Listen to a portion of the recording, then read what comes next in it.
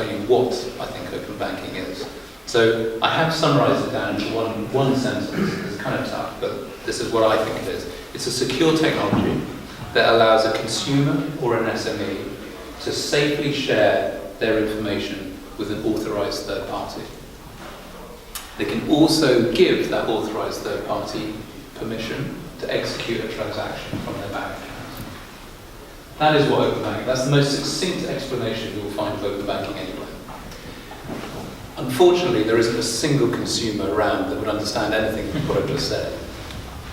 But they are very familiar with it, because any consumer that's ever stepped out of an Uber, or frankly used Amazon One-Click, or has used any of the aggregator services, which are very popular actually in Scotland and also here in the UK, but in the US as well, will know exactly what I mean. So it's not fundamentally alien to consumers, but there is a huge amount of consumer education that needs to happen. The other point that I'd make about open banking, and this hopefully, well, maybe this isn't obvious, but it's a very important point. Open banking is an enabling technology.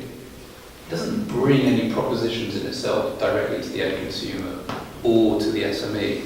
It fundamentally depends on these third parties, and those third parties could be the banks themselves, to develop propositions and then bring them to the consumer. Open banking is an enabling technology. We're doing this out of the goodness of our own heart. It is like the internet. You know, it is a mechanism that allows these banks, it's the language that allows these banks to all talk to each other and third parties to talk to each other, but it's only as good as the propositions that are created on the back of it. Which is again why the UK is in a great place, because the quickest to move are indeed these FinTechs, and it's in the UK where you've got a fantastic FinTech population. So just a word on about how we deliver all this. So what we're doing is we've created a single API standard that allows any third party that's authorised to connect with any of the largest banks in the UK. Under my jurisdiction, there's 9 banks, and they cover 90% of all consumers and 90% of all SMEs. And what it enables the third party to do is to get permission to share the transaction data and some other items within the payment account, such as direct debits, standing orders, and so on. There's 12 data clusters. And it covers all payment accounts, which includes all current accounts, but critically also credit cards, e-wallets, and prepaids.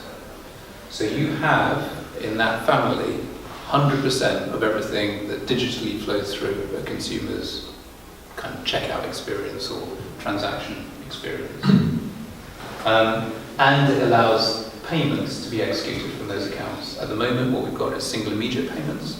Over time, and actually in future releases or imminent releases, rather we're doing the ability to execute standing orders, future data payments, and indeed things like chaps and backs and all the other things that we're